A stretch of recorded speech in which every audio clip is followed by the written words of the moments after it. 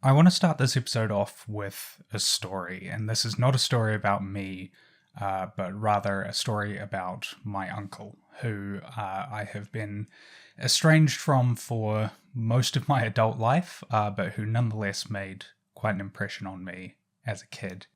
My uncle Nick worked for a logging company, and his job was to actually go out there with a chainsaw and bring the trees down. So he would go out there, he would fell the trees, he would then cut them into smaller pieces, and then the rest of his team would go and collect those pieces. They would be hauled off and they would be, stripped down for lumber and for whatever else.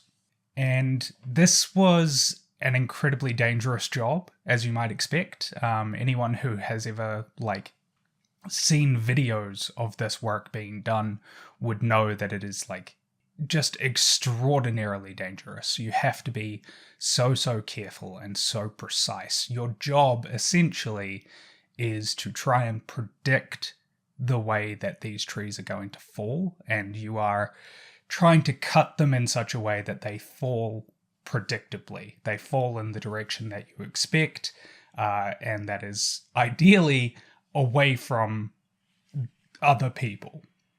And unfortunately, one day, my uncle did this job for years, and unfortunately one day it went wrong. He was cutting through a tree, and it started to fall basically earlier than they would have expected it to. So the tree started to topple, and what you want essentially is for there to be a clean break. There's going to be some cracking that occurs when the tree actually starts to tip, but you want that to be relatively minimal. And this tree just wasn't playing ball, and it started to tip earlier than expected. And what happened was it basically cracked, and the cracking caused the tree to pop up and out, and it shot backwards towards my uncle. And the tree fell and pinned my uncle underneath, pinned his right leg specifically, and just absolutely destroyed the leg. His whole leg, thigh, knee, calf, ankle, feet, toes, just completely pinned underneath this tree. And I mean, that's worst case scenario, Well, I suppose worst case scenario would be your whole body, you die. But that's an incredibly bad injury. This was not a small tree either. It was not a thin tree, I should say. They ended up having to basically cut it into smaller pieces in order to get it off him. They cut it into smaller pieces, and then a couple of guys got in there, rolled that off, and got it out of the way. My uncle was then helicoptered to the nearest hospital, where he was immediately rushed into surgery. And by some miracle, the doctors were able to save the leg. He did not have to have it amputated, which was sort of the initial thought. They were able to go in there and at least start the reconstruction process, which was just really remarkable. My uncle, though, the recovery process was going to take a very, very long time. I'm talking years of bed rest, and then, once the leg was in a somewhat workable space, he would then have to undergo physical therapy.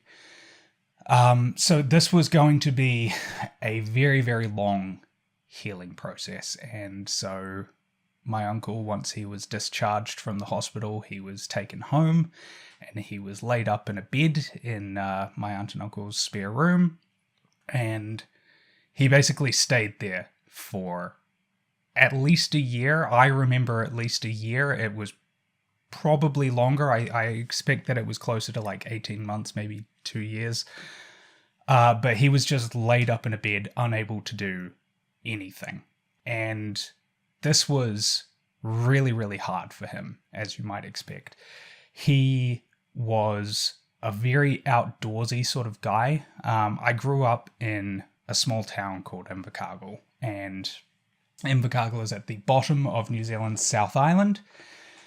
And at that time, it was a very sort of rural community. There was a lot of farmers, a lot of, a lot of sportsmen, a lot of men's men. They liked to be outdoors doing things. And my uncle was one of these types of guys. And all of that, all of his like hobbies, all of the things that he did for fun were just suddenly taken away from him. It didn't help either that at the time they had like my aunt and uncle had just had a kid. He would have been 1 year old when this all sort of went down. And my uncle like couldn't interact with his own son. Like he couldn't go and like play with him in the living room. His son had to come to him. And, you know, a 1 year old, that's when they're like starting to get really active and like they're starting to walk and run and they want to play and they want to move. And so, yeah, he just had to like watch his son from this bed, and like he couldn't take him to the park. He couldn't, you know, take him to swimming lessons. He couldn't take him to daycare or anything like that. It was just impossibly hard for this guy to just be, you know, sitting there. And at this time, my mother, myself, my brother and sister, we would go around to visit quite a lot, just to sort of like help around the house and things like that. You know, you've got a 1 year old kid, you're working, and then on top of that, your husband is like confined to a bed. You need a bit of help. So we would go around to help my aunt. So I got to see a lot of what was going on with my uncle. I got to see just like how much this all affected him. And one of my key memories from this time is whenever my uncle would get really, really low, whenever he was feeling like just really overwhelmed, what he would do was he would put on Dragon Ball Z. This was a time when, like, you know, video rental stores were still a thing. They were still around. And so my aunt would go out and she would pick up Dragon Ball DVDs and she would bring those home, and my uncle would put those on and he would just watch, you know, 5 or 6 episodes or maybe more. He would, you know, probably blast through like a whole arc in a day or something like that. But yeah, he watched Dragon Ball. That was the thing that he did to like make himself feel better. And I remember like sitting there watching Dragon Ball with him. And, you know, this was a show that I was watching as well, because it was, you know, it was on TV at the time. And so I would ask him like, why are you watching this? Like, is this not a kid's show? And he was like, well, no, it's not a kid's show. But he sort of explained to me that the reason he watched it, the reason that he went to Dragon Ball specifically, was because it made him feel strong.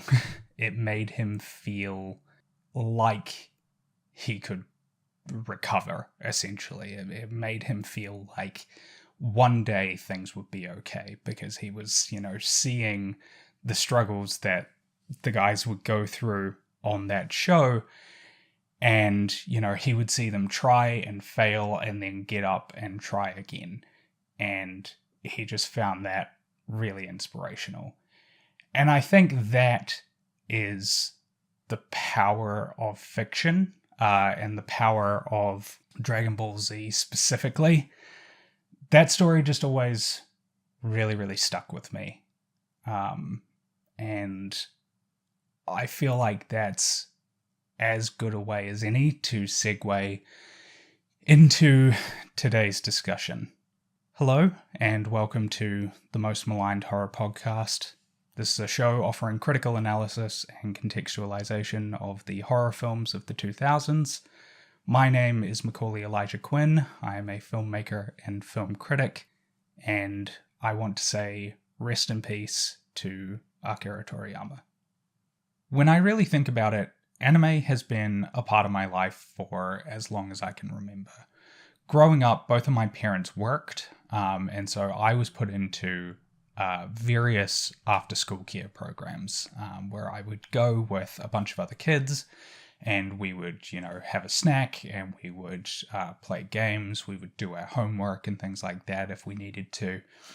And in this facility, what they would do is they would have the TV on basically the whole time. And we had a block of programming that would play after school between 3 and 5 p.m. They would just run cartoons and, shows intended for kids. And so I grew up watching shows like Zatch Bell, Digimon, Yu-Gi-Oh! Most important to me was Cardcaptor Sakura. That is a show that I really, really loved and that I still love to this day. I own the complete series on DVD and I will rewatch it very regularly. Whenever I'm feeling really down, Cardcaptor Sakura is one of the shows that I go to sort of pick myself back up.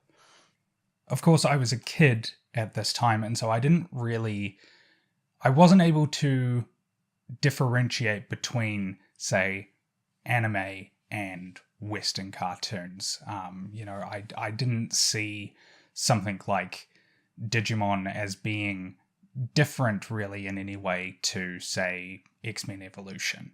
To me, they were all cartoons, and so it wasn't until high school that I really started to recognize the differences.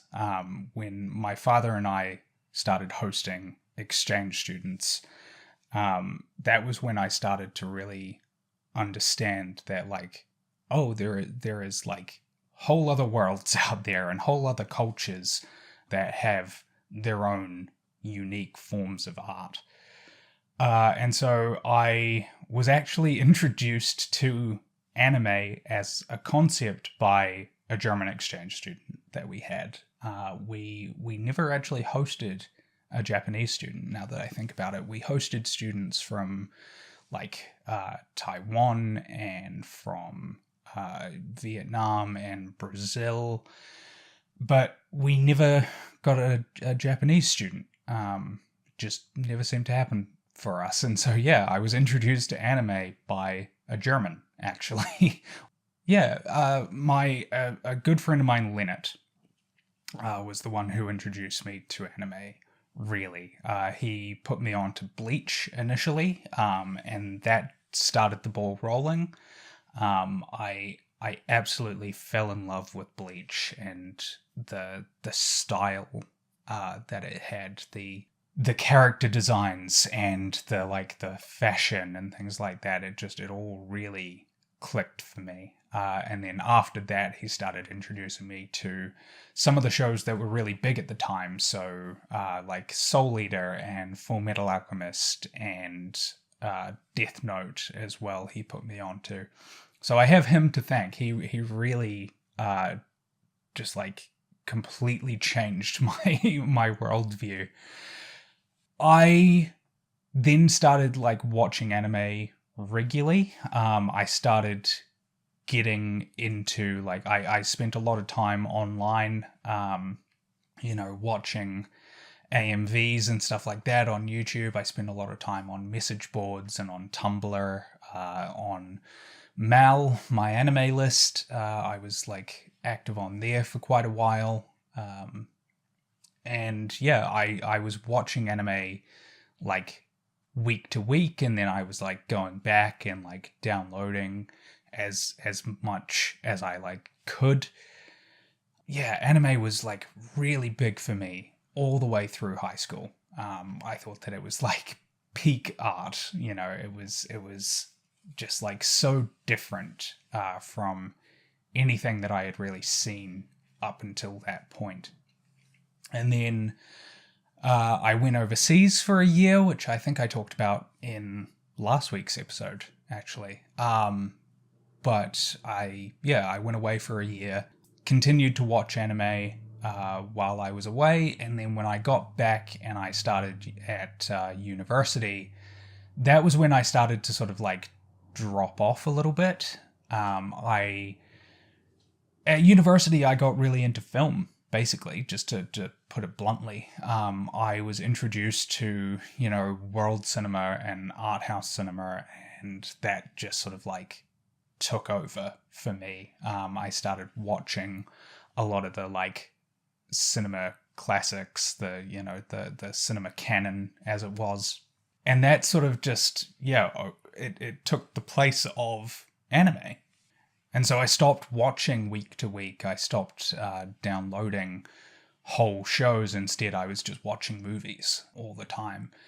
And that has kind of kept up until today. I am no longer a regular anime watcher. I haven't been watching week to week in the better part of a decade at this point. The only shows that I sort of watch, if I watch anime, it tends to be anime films and movies. I don't tend to watch whole series. If I do, it's because they are like so big and have been recommended to me by so many people that I feel like I have to in order to like be in on the conversation. So like Chainsaw Man, for instance, I watched that because it was the zeitgeist, and so many of the people who I talk to and whose opinions I respect recommended it to me, and so I was like, I have to watch this.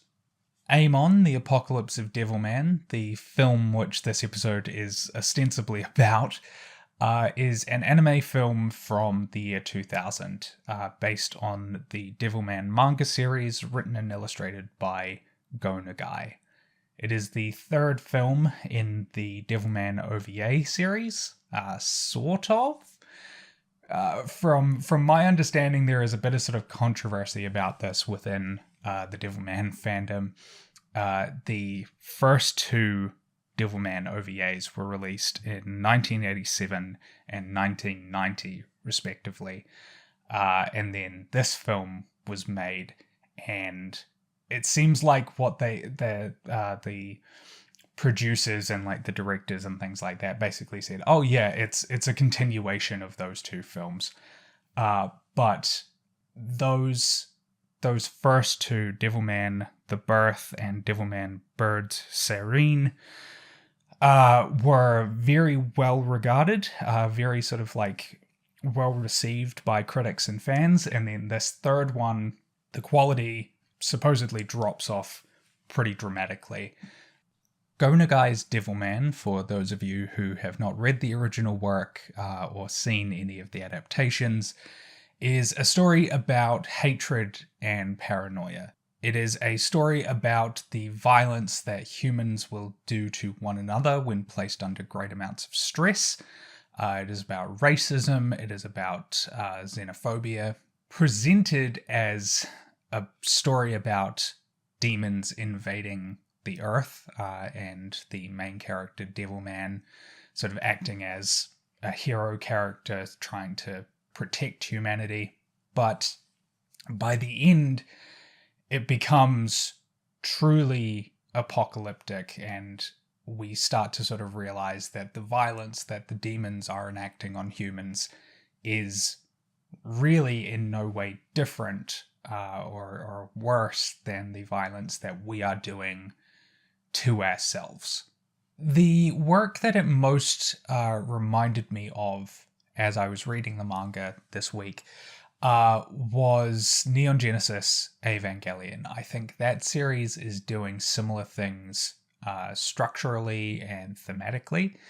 The ways that story starts as a pretty typical mecha anime and then grows to become something much more fraught, something that is like very self-reflexive, very introspective, and by end of Evangelion, it becomes truly apocalyptic, and there are some truly horrifying moments in that film.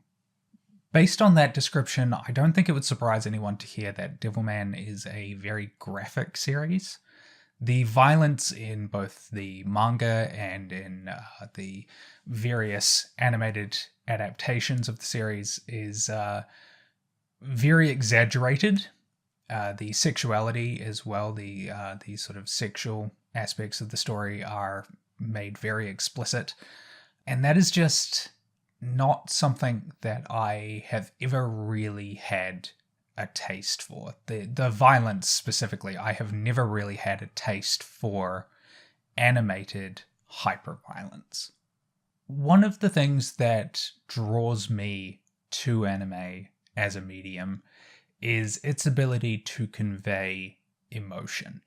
It does not convey emotion realistically. At its best, I think that what it does is convey the ways that emotions feel as you are having them. The most obvious example of this is Ghibli tears. In the Studio Ghibli films, the characters, when they are upset, when they are crying, their eyes produce just a tremendous amount of liquid. They are these like big fat tears that like run down their face in these like globules.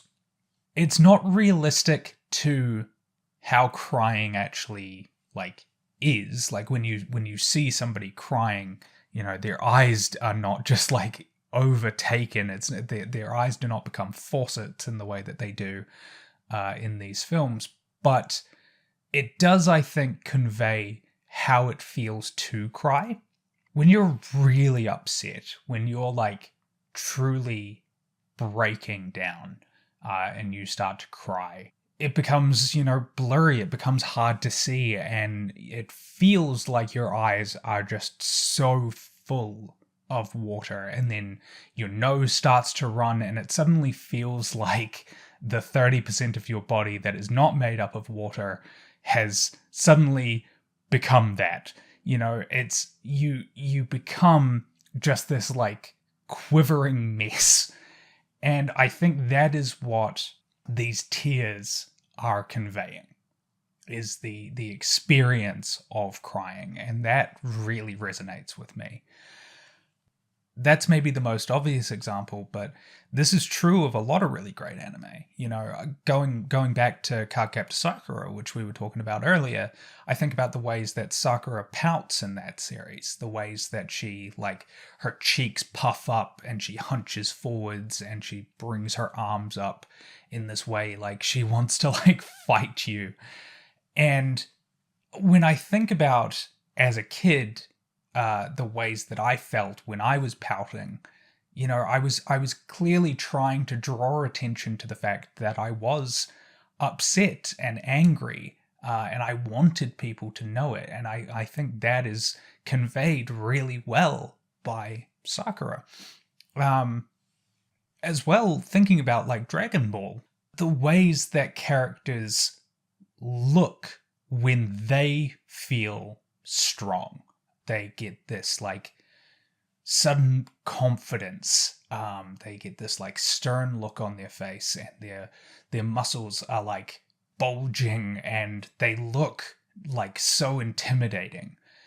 That is how it feels when you are confident. You know, you feel like you can do anything, and that is conveyed in these moments. I truly do not think that there is a better medium for conveying the ways that emotions feel as you are experiencing them. Even in live action films where you are seeing, you know, real people acting these emotions and drawing on, you know, very real experiences that they themselves have had, it just doesn't resonate with me in the same way that it does in anime. And this, of course, extends to the darker emotions as well. So, you know, emotional distress, horror, disgust. Anime conveys those emotions extremely well.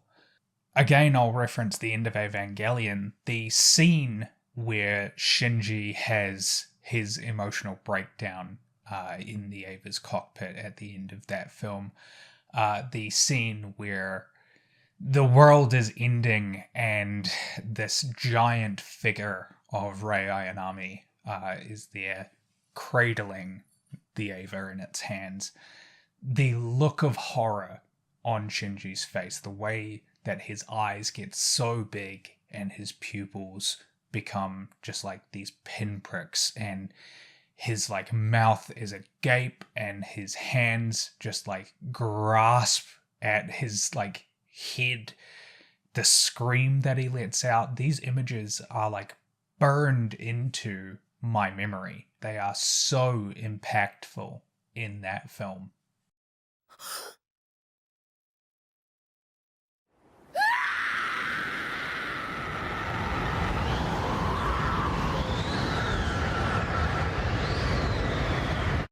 I truly do not think that there is a better medium for conveying the emotion of horror than anime. And that's just not something that I've ever really been able to deal with. I've said numerous times on this show that I did not start watching horror films until quite late in my life. I watched my first horror film in its entirety when I was 14 years old. A lot of my friends had been watching horror films since they were like 10, 11 years old. And I couldn't handle it. And it took me watching a lot of films before I became comfortable seeing emotional distress conveyed in live action film. Watching films like Saw, where the characters are getting very emotionally heightened as well as physically maimed. It took me a long time to be comfortable with that, but I did eventually get there. And I now watch those films and, I'm able to get quite a lot out of them. I'm able to like recognize and see those emotions and feel them, but it doesn't then like linger in the way that it used to. I don't feel just like emotionally destroyed the way that I used to. And that's just not the case with anime. It doesn't seem to matter how much horror anime I watch, it still always hits me. Growing up in the 2000s and the 2010s, growing up with an internet connection, one of the things that my friends and I would do is we would try to scare one another by finding like the most bizarre and like grotesque things that we could online. And this was the peak of like the screamer videos and stuff like that, the video of the car driving around this like idyllic hillside, and then all of a sudden there's like a zombie that just like jumps out at the camera, the scary maze game, the webcomic, the I don't know if this is actually what it's called or if this is just what my friends and I called it, but the Bongchon Dong Ghost. I don't think that's what it's actually called, but that was a webcomic where you would be reading it, and it was just like a very simple webcomic where you would just like scroll down the pages. And it was all static. It was about a woman walking home at night.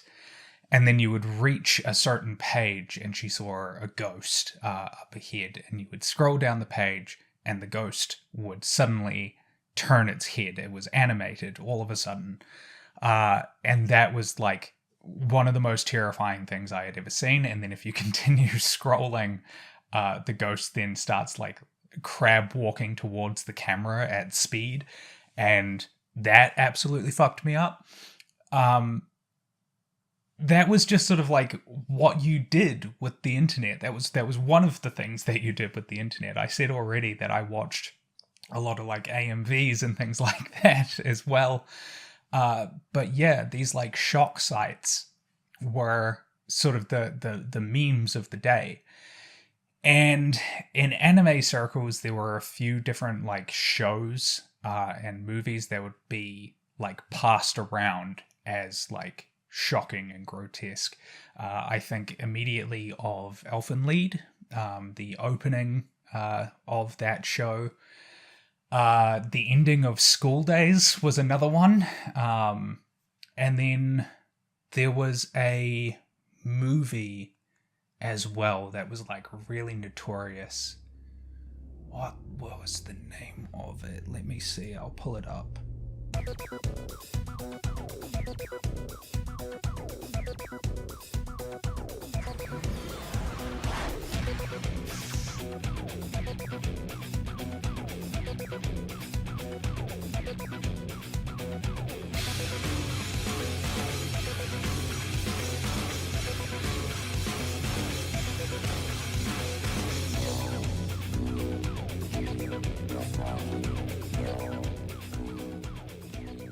God, yeah, Legend of the Overfiend. Fucking Christ, what a film. So yeah, those three, they were sort of passed around the internet as like, yeah, as memes, as like, oh wow, you won't believe what like crazy shit happens in this. And they were right. I couldn't believe it. And it really, I was deeply disturbed by a lot of it. And Devilman kind of falls into a similar camp. The violence throughout the series is very graphic, as I've already said. But in the back third, which is the sort of the part of the story that is adapted for Amon, it becomes it gets pushed. It becomes a lot more impactful. Because of sort of who it's happening to. I'll put a wee content warning here for people. I am going to talk about the action climax of this film, which does involve the murder of a child, and if that is not something that you want to hear discussion of, then I would suggest that you tune out now. In the story, humans become aware of demons' existence around sort of the halfway point, and this immediately sparks a sort of bout of madness amongst people. They become very, very scared and very, very angry, and they sort of descend into the streets in this like war of all against all. People turn on their neighbors, turn on their friends, turn on their families. They start accusing one another of being demons because demons are able to take the appearance of humans and are able to sort of like lay dormant. And so everyone is suspicious of everyone else, and Tokyo becomes a war zone, and then eventually the world becomes a war zone as it becomes clear that this is not isolated to Japan. And this all builds to sort of this moment where Devilman's identity is revealed to the public. His human identity of Akira Fudo is broadcast on television, and people, knowing that he is a demon, begin to attack his family. They start to target his adoptive parents and adoptive siblings. Devilman is busy with a confrontation elsewhere, and while he is away, people begin storming his home, and his younger brother is the first to sort of like see this happening, and he sees and hears people breaking into his home, and he goes to like rush to try and find his sister. And as he is like running towards the stairs, we see in this wide shot, we just watch as this arrow sails through his skull and pins him to a wall.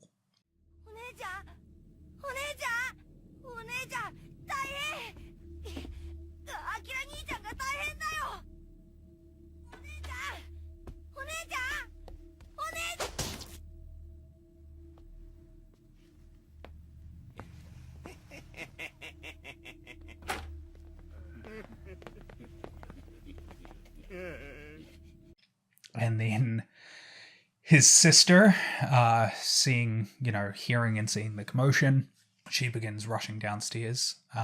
And at the base of the stairs, she finds her brother's head pinned to the stairs, pinned to the wall. His body has been cut away. They have the attackers have like sawed through his neck. They have, beheaded him. And the look on this dead child's face, the way that his eyes are like open and his like mouth is agape, he's like frozen in this like mask of shock and horror. And then like, oh god, it's so impactful when it happens. It's like it's truly grotesque. And we then cut to Miki.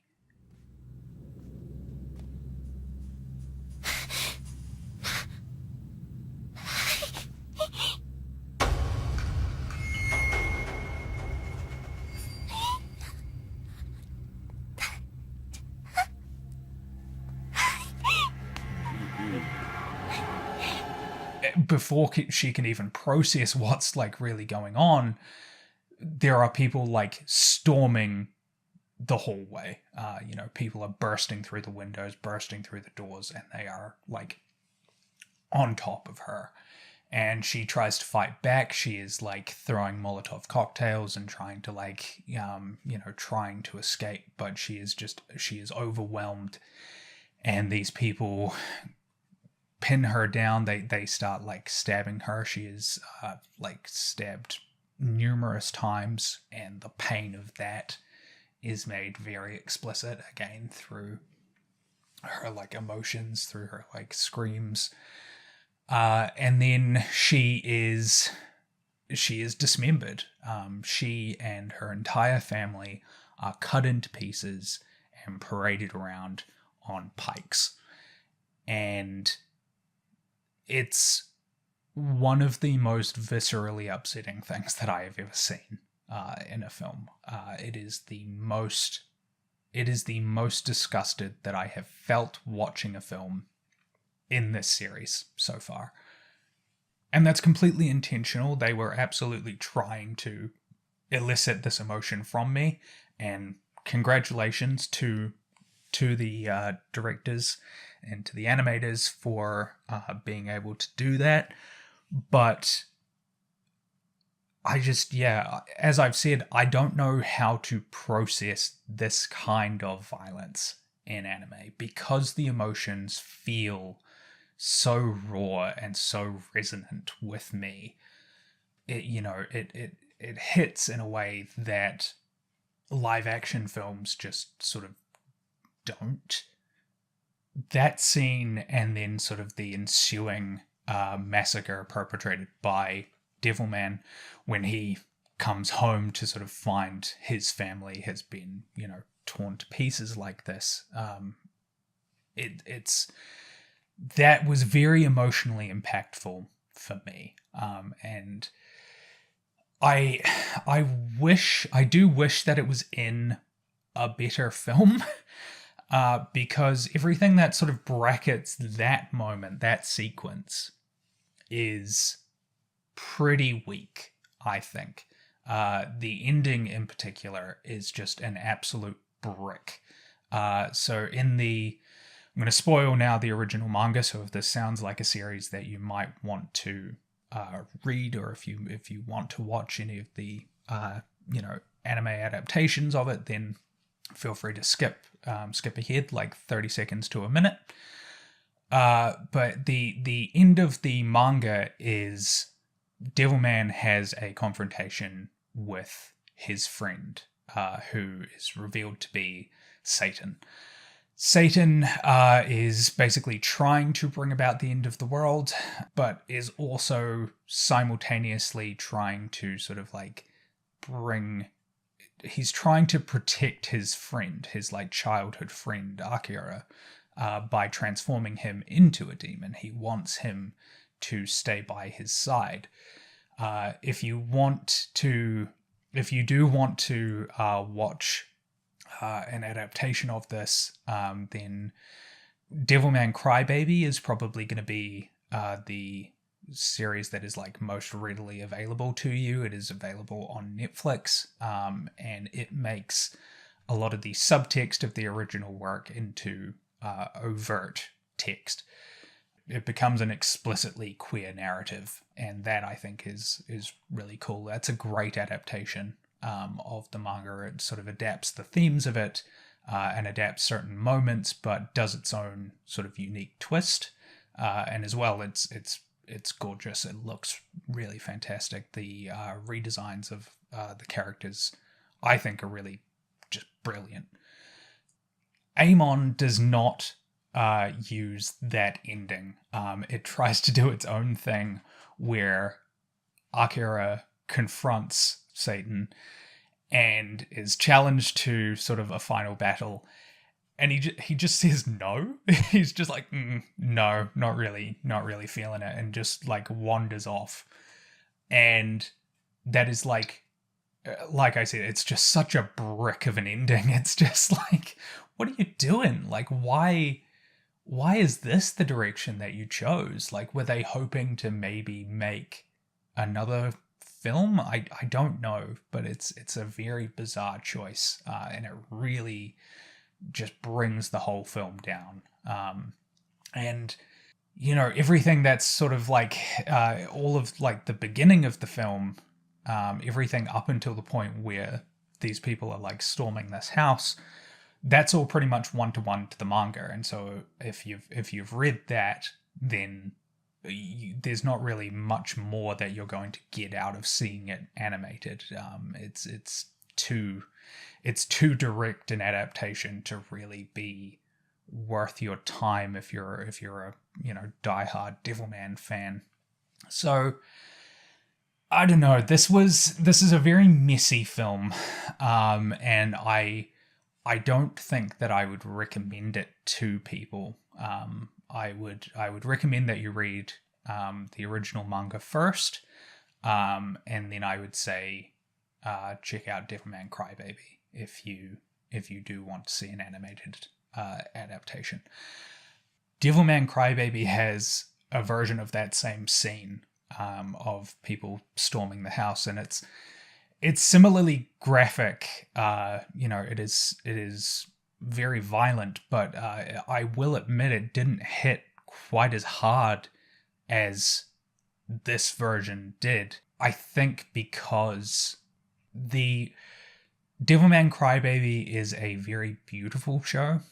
It is, and it is trying to be. It is a very like artfully made piece of work, and Amon feels a bit rougher, and in that way, I think shots like the close up of the young boy's head pinned to the wall, and like you see and you feel, you understand that when they cut his head from his body, they obviously had to like saw through his flesh because they just like had a small knife, and so it took like a lot of work, and his flesh, like the skin that is left there is like ragged, and it's awful to look at. And then you see in Devilman Crybaby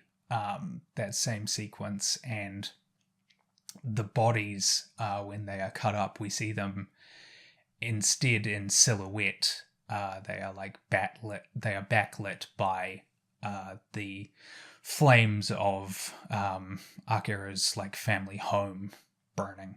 And it's very artful, and it does hit. It is emotionally impactful, but it isn't like disgusting in the way that Amon is. So yeah, this film is not without merit, but again, I don't think that I would recommend it to many people. In a lot of discussions about anime by Westerners, the medium can become sort of flattened. People talk about it as though it is a genre into itself and not a storytelling medium that contains within it different genres and subgenres. And I worry somewhat that I've done that here by talking about what anime does in the terms that I have. I worry that I am, reducing it to one thing. Anime must do this, and I want to make it clear that that is not my intention. As I've said just a moment ago, anime is a medium. It contains within it its own genres and subgenres. It has its own unique quirks. Amon is a horror anime. Dragon Ball Z is an action anime. Baccano is a crime thriller. Ghost in the Shell is science fiction. Toradora is a rom-com. All of these series exist apart from one another. They are all distinct. They are all trying to convey different emotions. And to blanket them all with this term, anime, I think does a bit of a disservice to the creators of those series. If you are somebody who does not watch anime because you have an idea in your head of what anime is based on online discussion, then I would really recommend that you take this opportunity to try and change your thinking. Try to engage with anime as a medium and not as a genre. If all you know about anime is muscly men shouting at one another, or schoolgirls being assaulted by tentacle beasts and things like that, then I really recommend that you try to explore beyond just the surface meme reading of the medium, because anime has a tremendous amount to offer, and you will be able to find something, some series, some film that really resonates with you if you give it a chance. That's going to do it for today's episode. Thank you so much for listening. I want to thank Janka Glonis for the use of her track Slime Dripping Down the Walls off of the album Funtime Party Gal. A link to that album and their Bandcamp can be found in the episode description. If you enjoyed the show and you want to get in touch, you can do so on Twitter at Most Maligned. You can also send an email via mostmaligned@gmail.com. If you could please take a moment to leave a rating and review on your podcast platform of choice, I would really appreciate it. My listenership in the past couple of months has grown quite dramatically, and I really appreciate that. The podcast spreads via word of mouth. I do not have advertisers. I am not being promoted by anyone but you, the listeners, and I really appreciate that. So if you could continue to do that, if you could suggest this episode or another that you enjoyed to a friend, that would be fantastic. I want to again say rest in peace to Akira Toriyama. His work means a lot to me and a lot to people all over the world. He will be deeply missed. On the next episode, we are going to be talking about the year 2000 film Psycho Beach Party, a comedy horror twist on the beach movies of the 1960s and 70s. I'm very excited to dig into that. That is a subgenre of film that I have never really engaged with, but I am doing research currently, and I've been sort of really fascinated by it all. So excited to watch that movie, excited to talk about the history of beach movies. But until then, this has been the Most Maligned Horror Podcast.